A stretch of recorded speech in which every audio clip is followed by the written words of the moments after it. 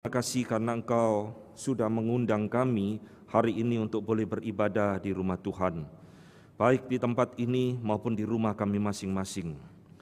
Kami yang tidak layak, Tuhan sudah berikan anugerah yang begitu besar, sehingga kami boleh menghadap Tuhan melalui Yesus Kristus. Kami menyerahkan pemberitaan firman pagi ini ke dalam tangan Tuhan. Kiranya Tuhan beranugerah baik kepada hamba-Mu yang berkata-kata, maupun kepada setiap kami yang mendengarkan firman Tuhan. Biarlah kami boleh bertumbuh bersama-sama, semakin mengenal Tuhan, semakin mencintai Tuhan, semakin giat di dalam melayani Tuhan.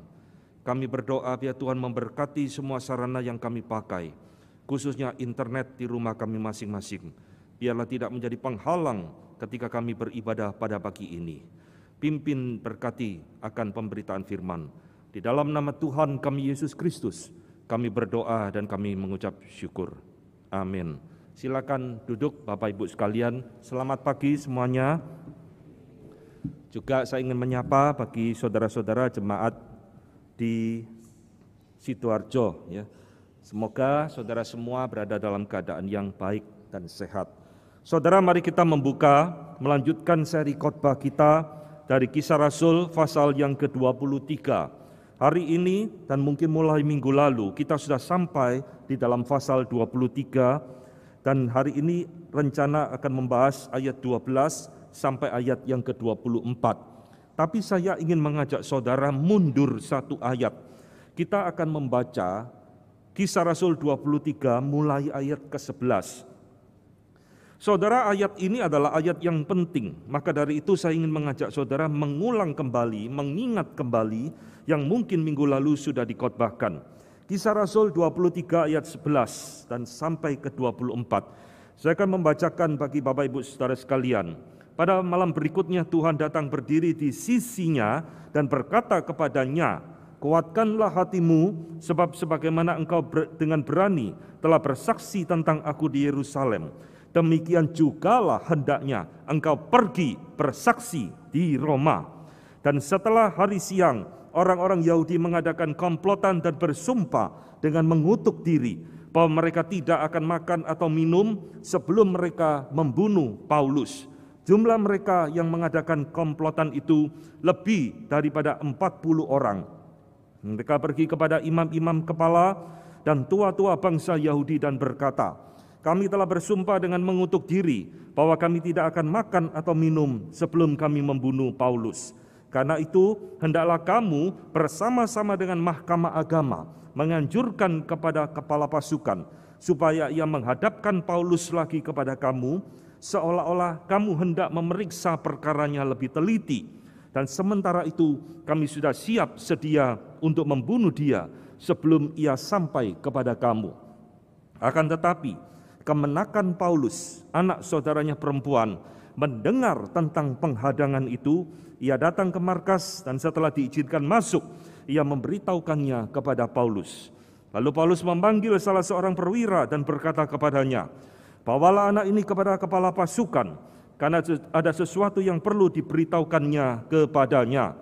Perwira itu membawanya kepada kepala pasukan itu dan berkata, "Paulus, orang tahanan itu, memanggil aku dan meminta supaya aku membawa anak muda ini kepadamu, sebab ada yang perlu diberitahukannya kepadamu." Maka kepala pasukan itu memegang tangan anak muda itu, lalu membawanya ke samping dan bertanya, "Apakah yang perlu kau beritakan kepadaku?" Jawabnya, "Orang-orang Yahudi telah bersepakat untuk meminta kepadamu, supaya besok engkau menghadapkan Paulus lagi ke mahkamah agama, seolah-olah mahkamah itu mau memperoleh keterangan yang lebih teliti daripadanya. Akan tetapi, janganlah engkau mendengarkan mereka, sebab lebih dari 40 orang dari mereka telah siap untuk menghadang dia. Mereka telah bersumpah dengan mengutuk diri bahwa mereka tidak akan makan atau minum sebelum mereka membunuh dia. Sekarang mereka telah siap sedia dan hanya menantikan keputusanmu." Lalu kepala pasukan menyuruh anak muda itu pulang dan memerintahkan kepadanya, "Jangan katakan kepada siapapun juga bahwa engkau telah memberitahukan hal ini kepadaku." 23. Kemudian kepala pasukan memanggil dua perwira dan berkata, siapkan 200 orang prajurit untuk berangkat ke Kaisarea, beserta 70 orang berkuda dan 200 orang bersenjata lembing, kira-kira pada jam 9 malam ini. Sediakan juga beberapa keledai tunggang untuk Paulus, dan bawalah dia dengan selamat kepada wali negeri Felix. Saudara-saudara sekalian, setelah 23 pasal kita membaca kitab para rasul ini secara berseri, apa yang Anda pelajari dari kitab kisah para rasul ini? Saudara-saudara, kitab para rasul ini bukan sekedar kitab sejarah, berbeda dengan sejarah yang dulu kita pelajari di sekolah. Pelajaran sejarah tentang peperangan, pelajaran sejarah tentang perjuangan dan sebagainya. Tetapi kisah rasul ini, di dalam seluruh kitab ini, paling tidak saya menemukan ada 3 tema besar yang diulang-ulang sepanjang kitab kisah para rasul. Saudara kalau tidak menangkap esensi ini, saudara akan merasa bosan membaca kitab kisah rasul. Tetapi kitab ini mengajarkan kepada kita 3 tema penting yang harus ada di dalam perenungan kita.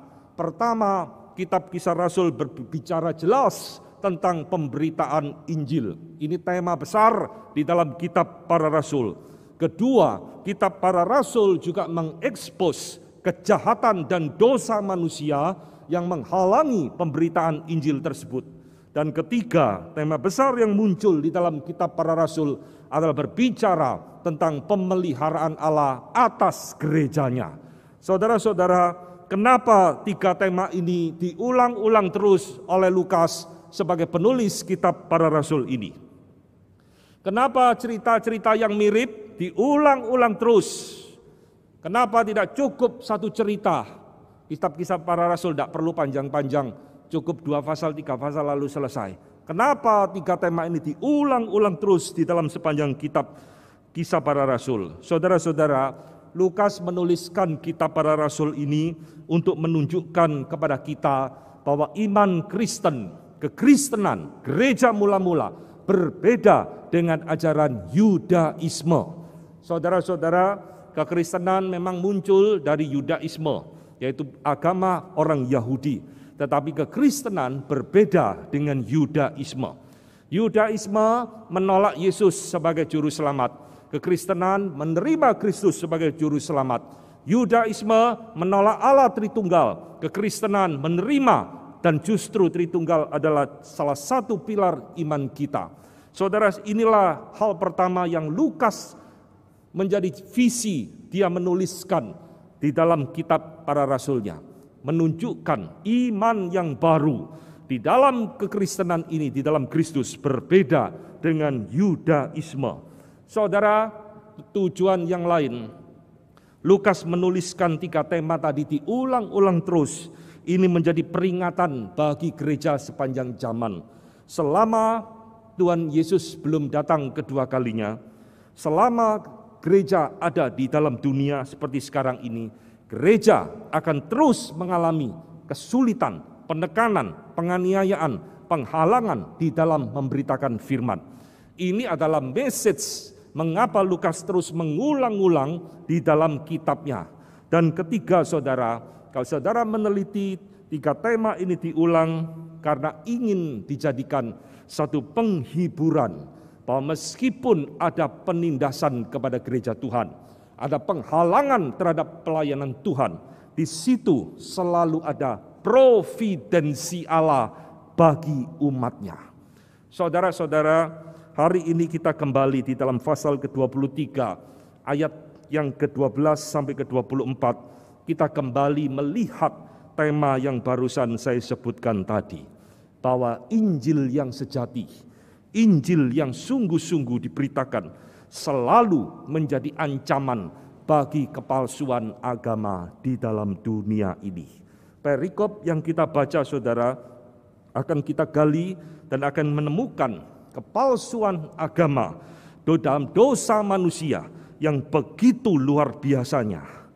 Saudara, di dalam ayat 12 sampai ayat 15, Lukas itu menunjukkan bagaimana dosa dan kejahatan manusia itu berkembang secara sistemik, secara teratur, ada progres yang makin terus meningkat, dan makin meningkat, makin parah, makin dalam di dalam kejahatan mereka menghalangi pekerjaan Tuhan. Saya menemukan ada 3 hal penting di dalam ayat 12 sampai ayat ke-15. Saudara boleh mengikuti di dalam Alkitab saudara masing-masing, Alkitabnya tidak perlu ditutup. Saudara pertama perhatikan bagaimana mereka merencanakan kejahatan. Saudara,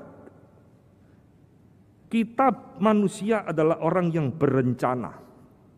Saudara mempunyai rencana tahun ini mau kerja apa, mau liburan kemana, mau sekolah di mana, semua perlu rencana. Tapi saudara lihat bagaimana orang berdosa bukan hanya merencanakan pekerjaan, merencanakan kehidupan, bahkan kejahatan pun direncanakan. Ini adalah tahap yang paling awal yang ingin Lukas tunjukkan di dalam perikop yang kita baca. Perhatikan saudara, di dalam ayat ke-12, Lukas di situ memberikan satu tanda indikator waktu. Setelah hari siang, mereka berkumpul dan bermufakat untuk membunuh Paulus. Saudara perhatikan di situ ada setelah hari siang. Ini menunjukkan saudara bahwa semalaman di dalam istirahat mereka, tidur mereka semalam, mereka itu mungkin tidak tidur, mereka memikir-mikirkan, mereka mereka-reka kejahatan, baru setelah hari pagi dan siang mereka bertemu, lalu membuat rencana untuk membunuh Paulus. Saudara-saudara, di dalam Mika pasal 2 ayat 1 dikatakan, celakalah orang-orang yang merancangkan kedurjanaan dan yang merencanakan kejahatan di tempat tidurnya dan yang melakukannya di waktu fajar hari. Ini persis seperti ayat ke-12. 40 orang yang mereka dicatat di dalam Kisah Rasul ini mengadakan komplotan. Di dalam bahasa Inggris menggunakan kata konspirasi. Saudara kalau mendengar kata konspirasi, itu adalah satu kata yang sangat nadanya negatif. Tidak ada konspirasi itu nadanya positif, saudara. Konspirasi selalu pikiran kita, ini kejahatan, ini dosa, ini rencana yang buruk bagi orang lain dan sebagainya. Dan saudara lihat, mereka yang mengadakan konspirasi ini dicatat oleh Lukas, lebih dari 40 orang. Ini konspirasi yang tidak main-main, saudara. Bukan cuma 2 orang lalu bersepakat untuk mencelakakan orang lain. Ini lebih dari 40 orang. Saudara, kenapa Lukas memberikan catatan yang demikian mendetail di dalam bagian ini? Lukas ingin menunjukkan kepada kita, saudara, bahwa Paulus, hamba Allah sejati, orang yang berani memberitakan kebenaran firman Tuhan, selalu menjadi ancaman bagi kepalsuan agama. Di mana di situ ada pemberitaan firman yang benar, yang sejati, selalu menimbulkan ancaman bagi orang yang tidak menyukainya. Dan di dalam kasus ini adalah Yudaisme. Saudara, 40 orang ini berkumpul bersama-sama dan mengatur satu rencana kejahatan.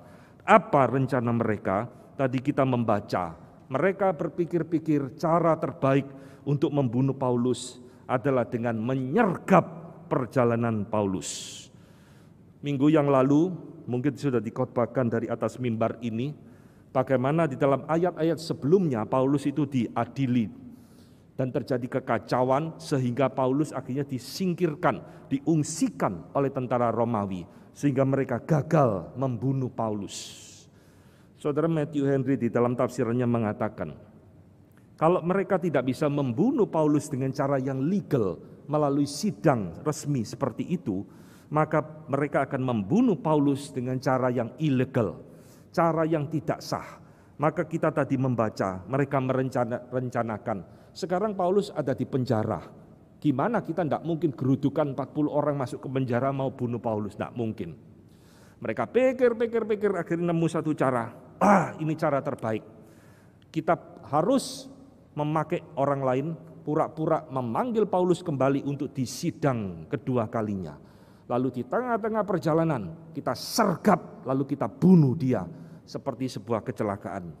Saudara, inilah rencana mereka yang tadi kita baca. Dan di dalam sepanjang kitab Kisah Rasul, saudara, Inilah rencana pembunuhan terhadap Paulus yang paling terorganisir, paling rapih, paling sistemik, yang melibatkan juga paling banyak orang. Saudara harus mengerti, di awal tadi saya katakan, kenapa sih kok Lukas mengulang-ulang cerita yang mirip-mirip? Ini bukan pengalaman pertama saudara Paulus mau dibunuh, bukan. Pada pasal-pasal sebelumnya kita sudah membaca berulang kali Paulus mau dibunuh. Tetapi pasal inilah pembunuhan yang paling terorganisir, melibatkan banyak orang. Sebentar kita akan lihat mereka melibatkan juga banyak institusi di dalam rencana yang begitu jahat ini. Maka di dalam ayat 12 sampai ayat ke-15 ini berbicara tentang rencana kejahatan yang mereka buat. Saudara, mereka bukan sekedar merencanakan kejahatan, saudara. Ayo kita berencana bunuh Paulus. Mereka melangkah satu step lebih dalam di dalam kejahatan mereka. Tadi kita membaca, mereka memateraikan kejahatan mereka dengan sumpah dan mengutuki diri. Saudara-saudara, orang Yahudi terkenal suka bersumpah.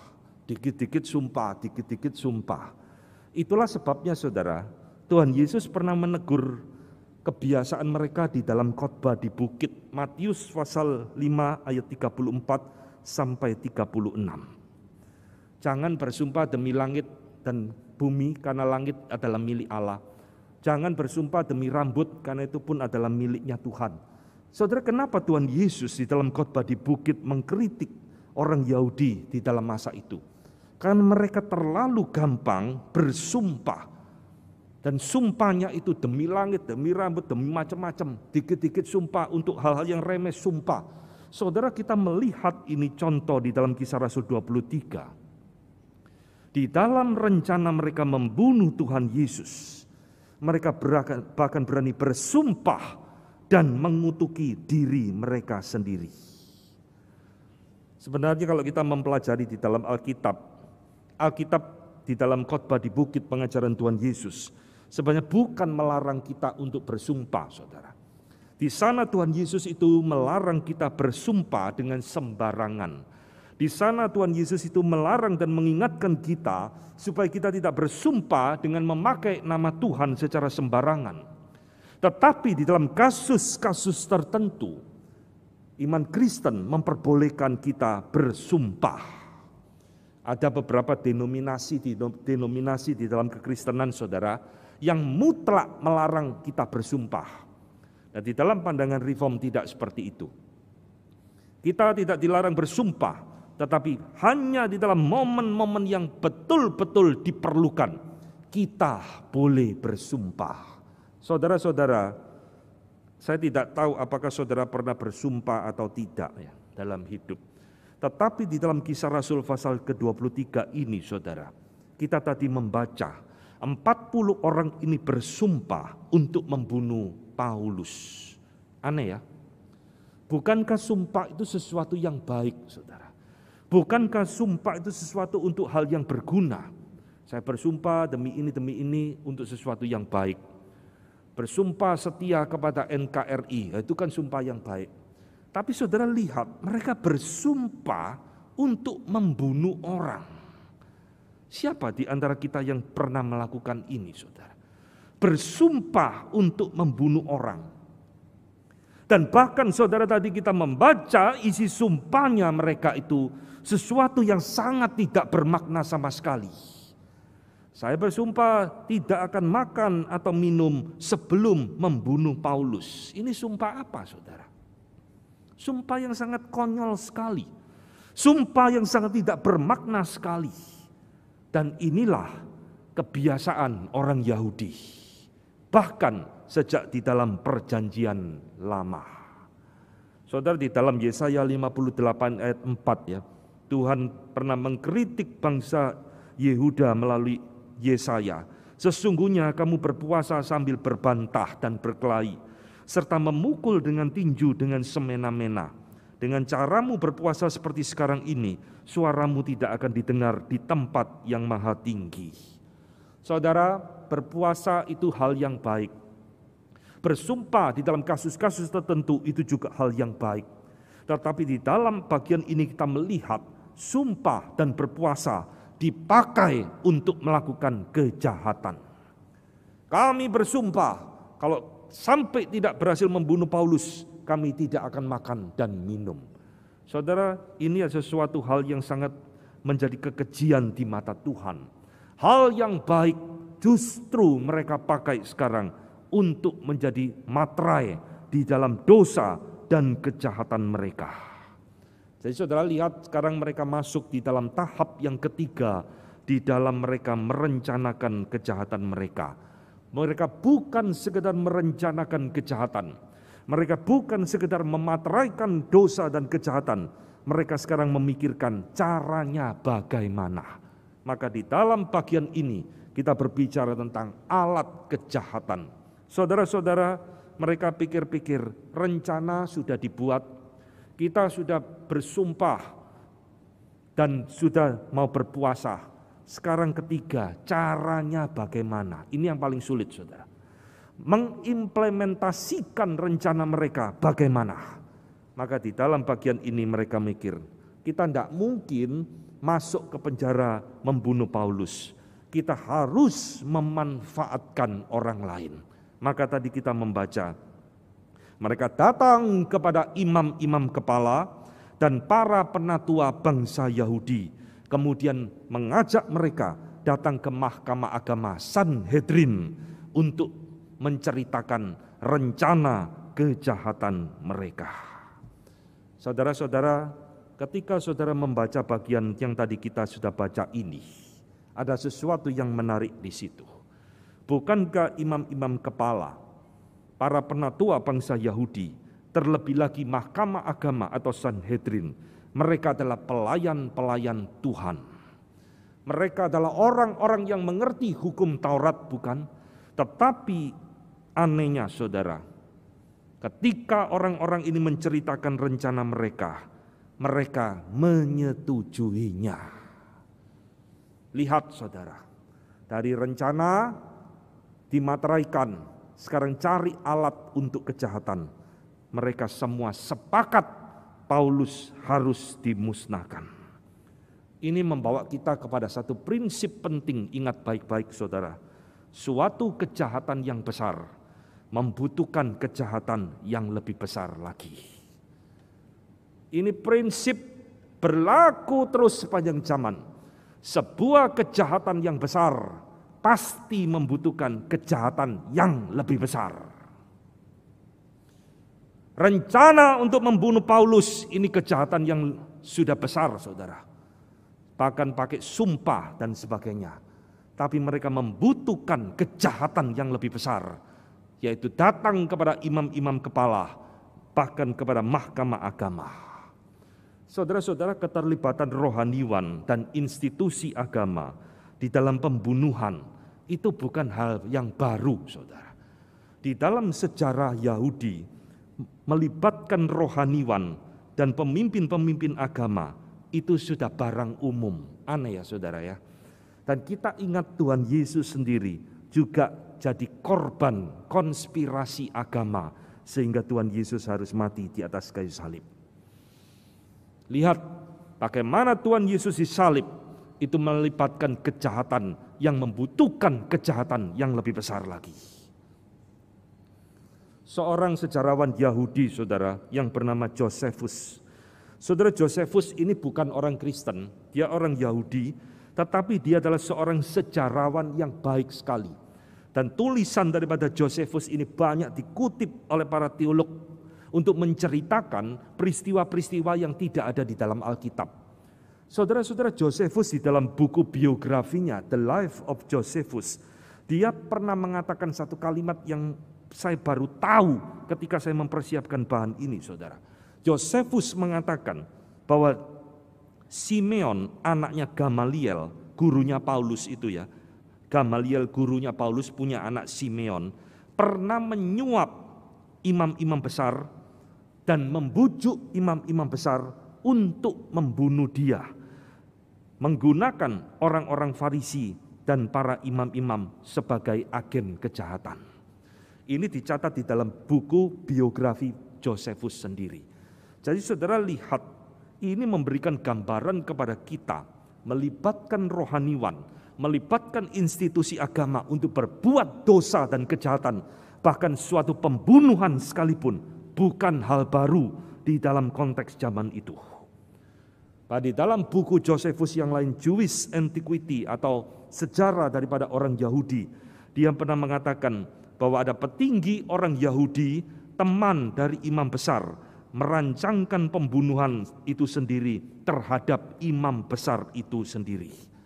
Jadi pura-puranya bersahabat para petinggi orang Yahudi ini dengan imam besar, tapi di baliknya dikatakan merancangkan satu pembunuhan terhadap imam besar itu sendiri. Saudara-saudara, kejahatan direncanakan, kejahatan dimateraikan. Sekarang mereka bingung cari alat kejahatan apa. Tidak ada yang lain, saudara. Agama. Inilah saya tadi katakan, Injil yang sejati selalu menjadi ancaman bagi agama yang palsu. Dan Lukas mencatat ini dengan begitu gamblang, detil demi detil dia tuliskan untuk mengingatkan kita orang berdosa. Dan saudara jangan lupa, ini ada satu ironi yang luar biasa. Semua kejahatan ini direncanakan dan dilakukan di Yerusalem, the city of God. Kota yang disebut kota Allah, Yerusalem, yang hingga hari ini diagung-agungkan oleh beberapa agama. Justru di kota inilah kejahatan dan dosa yang begitu menjijikkan ini dilakukan. Saudara-saudara, banyak orang tergila-gila, saya belum pernah ke Yerusalem, saya harus ke sana, saya harus dibaptis di Sungai Yordan. Kalau saudara melihat hal-hal seperti ini, itu semua tidak ada gunanya, saudara. Kalau saudara ada kesempatan pergi ke sana untuk lihat-lihat jalan-jalan, ya silakan. Tapi itu tidak perlu jadi keharusan di dalam hidupmu. Tidak ada kewajiban kau harus dibaptis lagi di Sungai Yordan, buat apa? Emang kalau saudara dibaptis di Sungai Yordan, hidupmu lebih suci? Tidak. Ini semua ada kesalahan-kesalahan, pembodohan-pembodohan yang terus dikhotbahkan dari banyak gereja. Kita harus dibaptis lagi saudara-saudara di Sungai Yordan. Emang air Sungai Yordan lebih suci dari Sungai Jagir? Saudara-saudara, maka hari ini kita juga diberikan satu peringatan oleh Lukas di dalam bagian ini. Orang-orang yang mengenal Taurat Tuhan, yang tahu salah satu perintah di dalamnya, jangan membunuh. Justru mereka merencanakan pembunuhan. Bukan di tempat yang lain, justru di dalam the city of God, di Yerusalem itu sendiri. Saudara, di dalam pelayanan Tuhan Yesus pernah menangisi Yerusalem di dalam Matius 23. Yerusalem, Yerusalem, aku menangisi engkau seperti induk ayam yang ingin mengumpulkan anak-anaknya di bawah kepak sayapnya. Tapi engkau menolak, engkau melempari batu-batu, engkau melempari nabi dengan batu-batu yang diutus kepadamu. Saudara-saudara, inilah jiwa Yerusalem, the city of God. Tapi di situ kejahatan yang paling besar terjadi di kota itu. Saudara, kita tidak kebal, kita tidak lebih baik daripada mereka yang dicatat oleh Lukas ini. Jikalau kita tidak sungguh-sungguh bertobat, jikalau kita tidak sungguh-sungguh born again di dalam Tuhan, kita pun bisa melakukan dosa dan kejahatan seperti yang Lukas tuliskan di dalam bagian ini. Kita tidak perlu mencaci maki orang Yahudi dan Yudaisme. Oh, mereka jahat, mereka berdosa, saya lebih baik dari mereka. Tidak. Kalau kita tidak berhati-hati, kita pun bisa jatuh ke dalam dosa dan kejahatan yang sama. Saudara-saudara, ini adalah bagian pertama yang Lukas ingin tunjukkan kepada kita di dalam perikop ini. Tentang rencana kejahatan, materai kejahatan, dan alat kejahatan di dalam diri manusia. Tapi Lukas tidak berhenti di situ. Kalau cerita ini berhenti sampai di situ, lalu Paulus ditangkap, disergap, mati, selesailah kitab Kisah Rasul. Tetapi di dalam bagian selanjutnya, Paulus berbicara tentang providensi Allah. Saudara-saudara, Ini yang terus muncul di dalam kitab Lukas. Di mana ada penganiayaan, di mana ada penghalangan, di mana ada penindasan kepada gereja Tuhan, selalu Lukas memunculkan antitesisnya atau sebaliknya, yaitu adalah providensi Allah. Saudara-saudara, providensi Allah adalah tema penting yang muncul terus di dalam sepanjang Alkitab kita. Baik PL maupun PB, dan khususnya di dalam kitab para rasul. Apa itu providensi Allah? Di dalam bahasa Inggris biasa disebut dengan providence of God. Saudara, providensi itu adalah campur tangan Allah. Providensi adalah pemeliharaan Allah. Providensi adalah intervensi Allah atas ciptaannya termasuk manusia. Nah, di dalam Alkitab selalu dikatakan tidak ada hal yang terlalu remeh, yang terlalu kecil, yang di mata Allah di mana Dia tidak ikut campur tangan. Tuhan Yesus berkata, rambut di kepala kita pun terhitung jumlahnya oleh Bapakmu. Siapa yang pernah hitung rambut kita? Allah Bapak kita tahu setiap kita berapa rambut yang ada di kepala kita. Burung pipit yang murah jatuh ke bumi pun tidak ada yang di luar kehendak Bapakmu di surga. Ini bicara providensi, saudara. Maka ketika kita bicara tentang providensi, saudara jangan anggap, oh Tuhan hanya campur tangan hal-hal yang besar. Tidak. Bahkan hal-hal yang remeh, yang tidak pernah kita pikirkan di dalam hidup kita, semua ada di dalam providensi Allah. Saudara-saudara yang dikasihi Tuhan, di dalam bagian inilah Lukas itu menunjukkan kepada kita bahwa providensi Allah pun itu termasuk di dalam kejahatan dan dosa yang dilakukan manusia. Ketika manusia berbuat dosa, ketika manusia berbuat kejahatan, itu semua ada di dalam providensi Allah, bukan terjadi secara liar. Hari ini kita menghadapi pandemi, sudah 2 tahun, meskipun sudah meredah, tetapi belum tuntas. Lalu muncul sekarang monkeypox, muncul virus macam-macam dan lain-lain.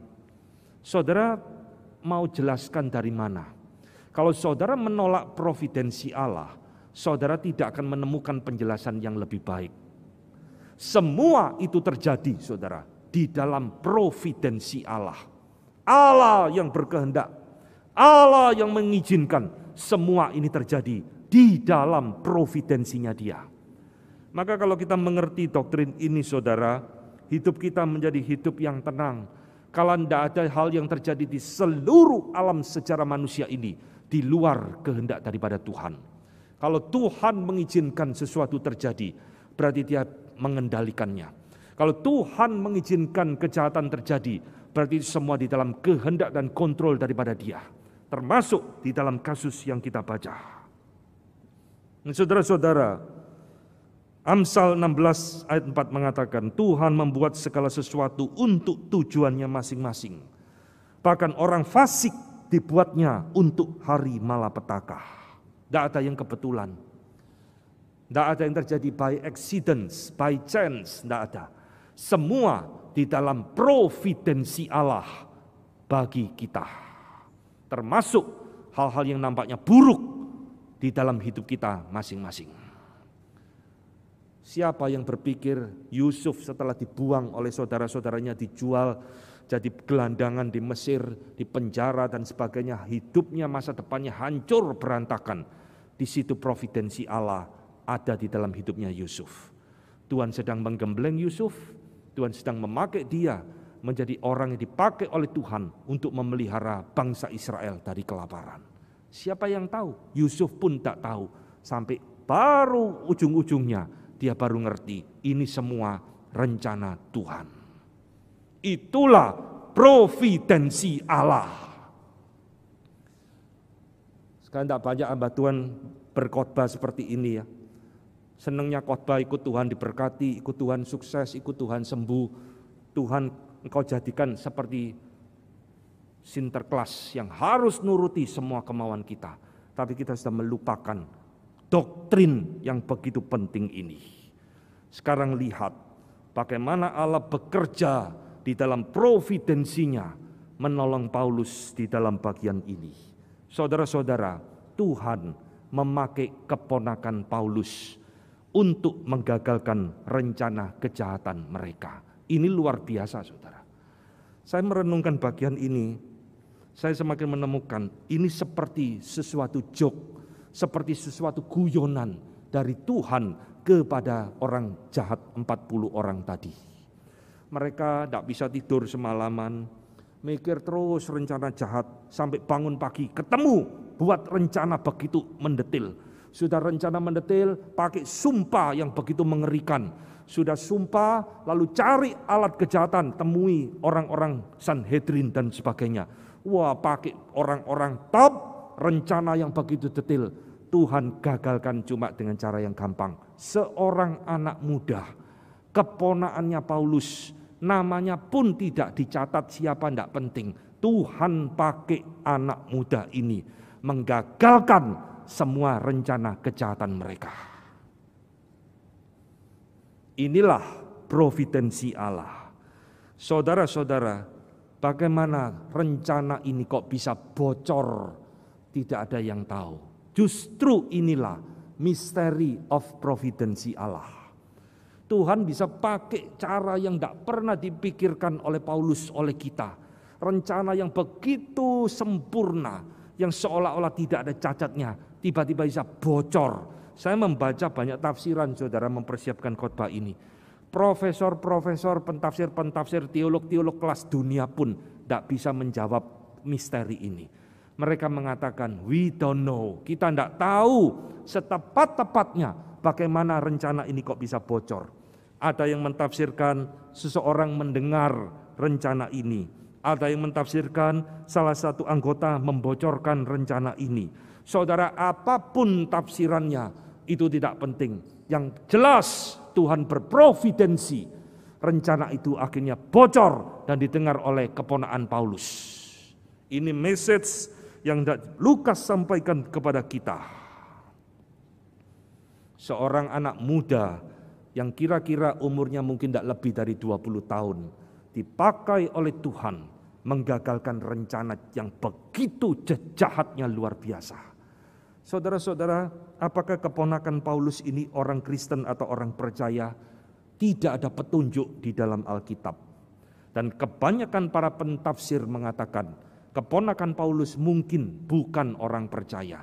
Karena tidak pernah disebut di dalam surat-surat Rasul Paulus kecuali di dalam Kisah Rasul bagian ini saja. Nah, saudara lihat, Tuhan bisa memakai orang yang tidak percaya. Tuhan bisa memakai seorang anak muda yang tidak terkenal, yang tidak punya kuasa apa-apa untuk menggagalkan rencana yang begitu mendetil tersebut. Ini adalah providensi Allah pertama yang Lukas ingin tunjukkan kepada kita. Lalu Lukas ingin menunjukkan hal yang lebih dalam. Tuhan bukan sekedar memakai seorang anak muda ini, tetapi Tuhan memakai bangsa Romawi untuk menyelamatkan Paulus. Tadi kita membaca anak muda itu memberitahu kepada Paulus, lalu Paulus memberitahukan kepada pengawal supaya anak muda ini menceritakan kepada pimpinan pasukan. Ada rencana yang begitu jahat. Saudara-saudara, kita tak pernah memikirkan bahwa orang Romawi yang pernah menyalibkan Tuhan Yesus sekarang dipakai oleh Allah untuk menyelamatkan Paulus. Ini providensi Allah. Di dalam Amsal 21 ayat 1, saudara, Tuhan mengatakan firman-Nya seperti ini. Hati raja seperti batang air di dalam tangan Tuhan, dialirkannya kemana ia ingini. Ini Allah kita, saudara. Hati raja, penguasa, seperti batang air di tangan Tuhan. Tuhan mau belokkan ke kanan, dia akan ke kanan. Tuhan belokkan dia ke kiri, dia akan ke kiri. Inilah yang berulang kali muncul di dalam Alkitab kita, termasuk di dalam Kisah Rasul pasal 23. Saudara, Tuhan pakai bangsa Romawi, bangsa yang tidak mengenal Tuhan, bahkan bangsa yang menyalibkan Yesus Kristus, menjadi alat di tangan Tuhan untuk menyelamatkan Paulus. Tadi kita membaca setelah kepala pasukan ini mendengar cerita dari keponakan Paulus, langsung dia sadar, kalau begitu siapkan 200 pasukan, 70 pasukan, lengkap dengan senjata, bawa Paulus pergi ke Kaisarea. Ini bicara tentang apa? Maksimum security. Paulus jadi orang VVIP, saudara. Seorang tahanan sekarang menjadi VVIP, dilindungi pasukan lengkap dengan senjata. Siapa yang bisa jamah Paulus? Tidak ada. Saudara-saudara, ini providensi Allah yang luar biasa, saudara. Mengapa ini terjadi? Ini tadi sebabnya saya mengajak saudara membaca ayat ke-11. Ini kunci penting luar biasa, saudara. Pada malam berikutnya Tuhan datang sendiri di sisinya dan berkata kepadanya, ini Paulus, kuatkanlah hatimu, sebab sebagaimana engkau dengan berani telah bersaksi tentang aku di Yerusalem, demikian jugalah hendaknya engkau akan pergi bersaksi di Roma. Ini ayat penting luar biasa. Tuhan sudah menampakkan diri ke Paulus, kamu akan pergi ke Roma. Dan kalau Tuhan sedang ngomong hal ini kepada Paulus, tidak ada yang bisa menghalangi rencana Tuhan. Engkau mau kumpulkan 40 orang, 400 orang, kau mau pakai siapapun untuk merencanakan kejahatan. Kalau Tuhan berkata tidak ada orang yang bisa menyentuh. Bahkan satu helai rambutnya Paulus pun mereka tidak bisa menyentuh. Ini janji Tuhan. Ini providensi Allah. Tuhan sedang ngomong, kau harus pergi ke Roma karena tugasmu belum selesai. Maka saudara-saudara, hari ini kita belajar sesuatu yang hebat dari Tuhan di dalam hidup Paulus. Kita diingatkan hidup kita, mati kita, semua ada di tangan Tuhan. Firman Tuhan hari ini mengingatkan kepada kita, baik gereja secara institusi, hamba Tuhan secara pribadi, dan saudara sebagai jemaat Tuhan harus belajar satu hal penting di dalam hidup saudara. Di dalam hidup kita selalu ada providensi Allah yang menyertai kita. Saudara, providensi Allah bukan berarti kita terus lepas dari bahaya, tidak.